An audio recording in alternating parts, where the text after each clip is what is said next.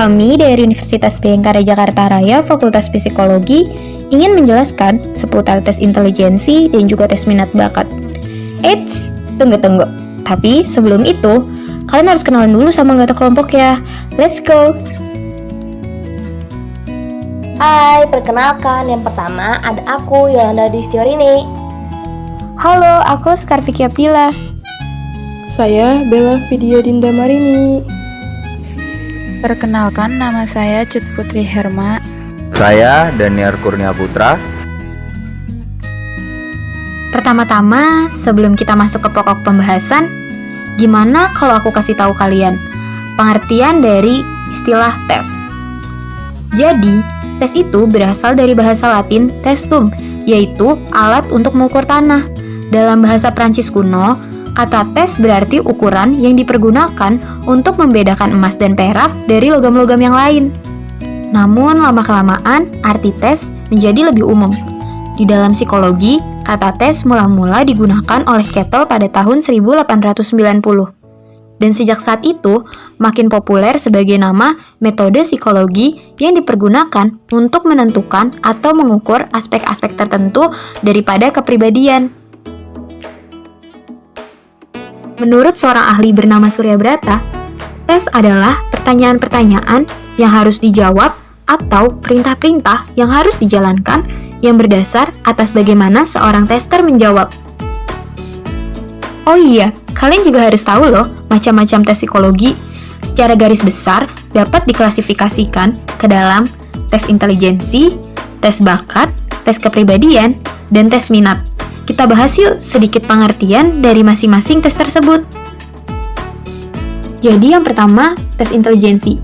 Tes ini bertujuan untuk mengetahui sejauh mana kemampuan umum seseorang untuk memperkirakan apakah suatu pendidikan atau pelatihan tertentu dapat diberikan kepadanya. Nilai tes ini seringkali dikaitkan dengan umur dan menghasilkan IQ untuk mengetahui bagaimana kedudukan relatif orang yang bersangkutan dengan kelompok orang sebayanya. Oke, kalau yang kedua ada tes bakat. Tes ini digunakan untuk mengetahui kecenderungan atau kemampuan khusus pada bidang-bidang tertentu. Kalau yang ketiga ada tes kepribadian. Tes ini mengungkapkan berbagai ciri kepribadian tertentu seperti introversi, penyesuaian sosial, dan sebagainya yang terkait dengan kepribadian. Yang keempat ada tes minat. Tes ini mengungkapkan reaksi seseorang terhadap berbagai situasi yang secara keseluruhan akan mencerminkan minatnya. Nah, dari sini teman-teman semua pastinya sudah mulai paham ya. Kita mulai aja yuk ke pembahasan kita tentang tes intelijensi dan tes minat bakat. Dimulai dari pengertiannya ya. Let's go! Apa sih maksud dari intelijensi itu? Intelijensi adalah perwujudan dari suatu daya dalam diri manusia yang mempengaruhi kemampuan seseorang di berbagai bidang. Spearman pernah membuat suatu rumusan yang dinamai dengan general ability, yang berperan dalam menyimpan dan mengikat kembali suatu informasi, menyusun konsep-konsep, menangkap adanya hubungan-hubungan, dan membuat kesimpulan, serta mengolah bahan-bahan dan menyusun suatu kombinasi baru dari bahan tersebut. Berikut juga ada definisi intelijensi yang dikemukakan oleh para ahli. Yang pertama ada Alfred Binet, yang kedua ada William Stern, yang ketiga ada James Piaget. Yang pertama ada Alfred Binet. Menurut Alfred Binet, intelijensi terdiri dari 3 komponen. Yang pertama, kemampuan untuk memusatkan suatu masalah yang harus dipecahkan, disebut juga direction. Kedua, kemampuan untuk mengadakan adaptasi terhadap masalah yang dihadapinya, atau fleksibel dalam menghadapi masalah, disebut juga adaptation. Ketiga, kemampuan untuk mengkritik orang maupun dirinya sendiri, yaitu criticism. Selanjutnya ada William Stern. William Stern mengatakan intelijensi merupakan kapasitas atau kecakapan umum pada individu secara sadar untuk menyesuaikan pikirannya pada situasi yang dihadapinya. Kemudian ada James Piaget. Menurut James Piaget, intelijensi merupakan sejumlah struktur psikologis yang ada pada tingkat perkembangan khusus. Intelijensi yang menekankan pada aspek perkembangan kognitif tidak merupakan aspek teori yang mengenai struktur intelijensi semata.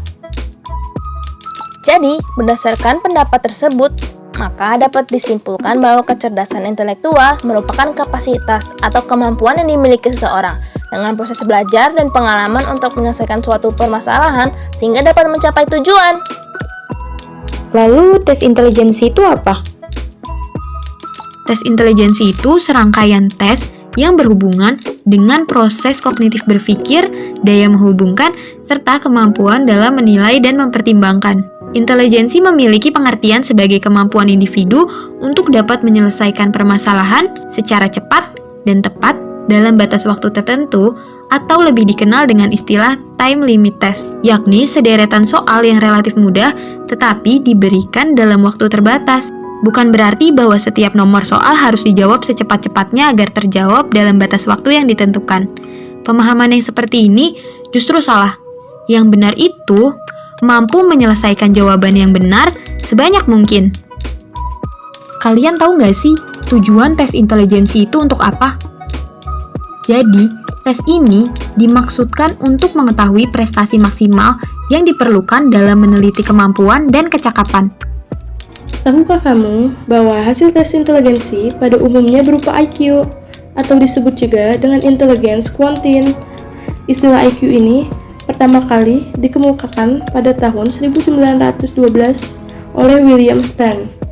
William Stern ini merupakan seorang ahli psikologi berkebangsaan Jerman. Kemudian, oleh Lewis Madison Terman, istilah ini digunakan secara resmi untuk hasil tes inteligensi yang bernama Stanford Binet Intelligence Scale di Amerika Serikat pada tahun 1916.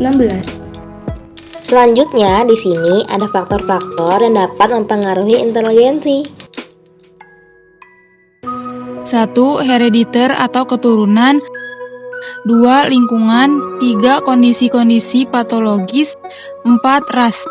Kemudian, ada 7 klasifikasi dalam tes inteligensi. 1. Tes kemampuan numerik. 2. Tes kemampuan verbal. 3. Tes kemampuan perseptual. 4. Tes kemampuan spatial. 5. Tes kemampuan analitik. 6. Tes kemampuan teknikal. 7. Tes kemampuan kecerdasan. Ada pula aspek-aspek dalam tes inteligensi, yaitu yang pertama, inteligensi umum. Yang kedua, daya abstraksi. Yang ketiga, daya tangkap. Yang keempat, kemampuan analitis dan sintesis. Kelima, logika berpikir. Keenam, daya kreativitas. Tunggu. Sebelumnya, kan ada kata IQ. Nah, IQ itu apa? Jadi, intelligence quotient atau yang kita kenal sebagai IQ ialah angka yang mana menjelaskan tingkat kecerdasan seseorang yang dibandingkan dengan sesamanya dalam suatu populasi. Kecerdasan atau yang biasa dikenal dengan IQ adalah istilah umum yang digunakan untuk menjelaskan sifat pikiran yang mencangkup sejumlah kemampuan, seperti kemampuan menalar, merencanakan, memecahkan masalah, berpikir abstrak, memahami gagasan, menggunakan bahasa, dan belajar. Kecerdasan erat kaitannya dengan kemampuan kognitif yang dimiliki oleh individu. Kecerdasan dapat diukur dengan menggunakan alat psikometri yang biasa disebut sebagai tes IQ. Ada juga pendapat yang menyatakan bahwa IQ merupakan usia mental yang dimiliki manusia berdasarkan perbandingan usia kronologis. Terdapat 7 klasifikasi IQ. Yang pertama, very superior, dari 140 ke atas. Yang kedua ada superior dari 120 sampai 139. Yang ketiga ada high average dari 110 sampai 119. Yang keempat ada normal or average dari 100 sampai 109. Selanjutnya ada low average dari 80 sampai 89.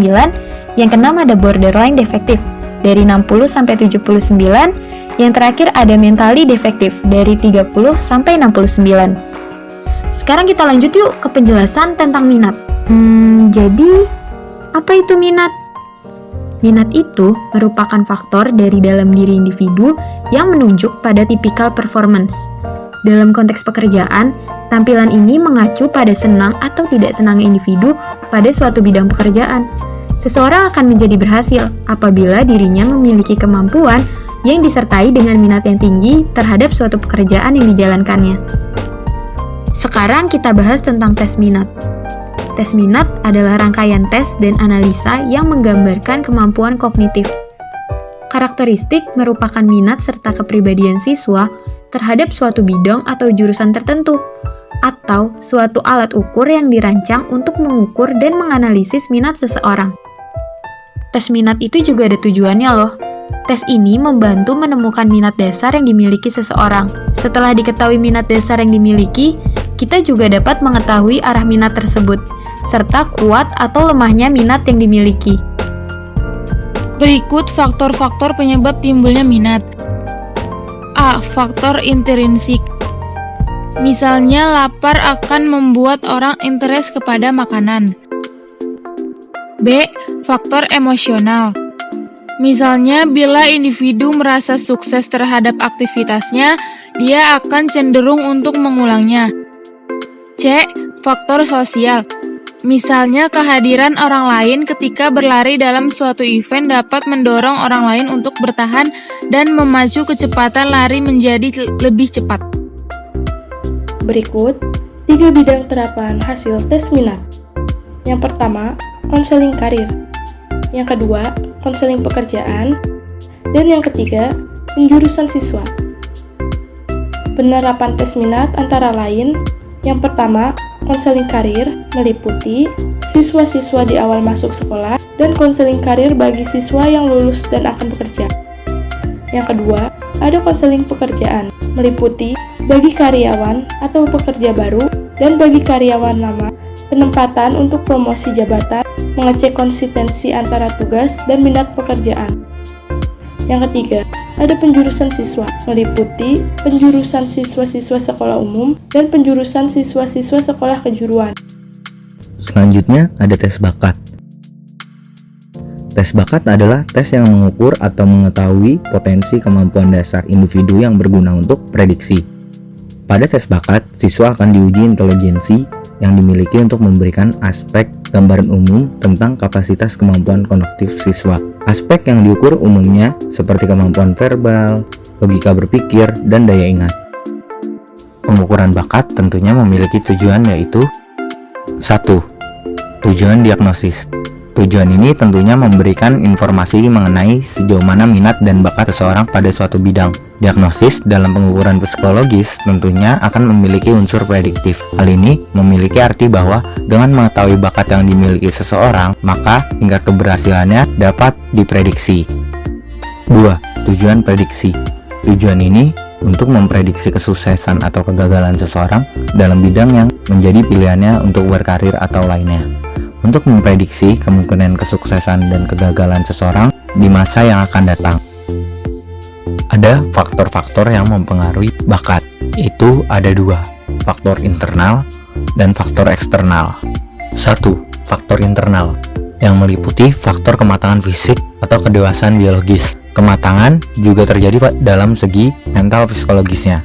Artinya, bahwa semakin orang dapat mencapai kematangan fisik dan mental, maka bakatnya juga akan mengalami perkembangan. 2. Faktor eksternal, yang meliputi lingkungan dan pengalaman. Lingkungan yang baik akan menunjukkan perkembangan bakat-bakat yang ada pada individu yang bersangkutan. Jadi, hubungan bakat dengan minat itu apa? Hubungannya yakni minat bisa menjadi indikator dari kekuatan seseorang di area tertentu, di mana ia akan termotivasi untuk mempelajarinya dan menunjukkan kinerja yang tinggi. Sedangkan bakat akan sulit berkembang dengan baik apabila tidak diawalinya dengan adanya minat pada bidang yang berkaitan. Kesimpulannya, dari adanya tes-tes tersebut kita jadi mengetahui potensi diri, peluang kesuksesan, kepribadian, minat dan bakat, serta dapat mengukur daya pikir dan tingkat kecepatan individu merespon suatu hal.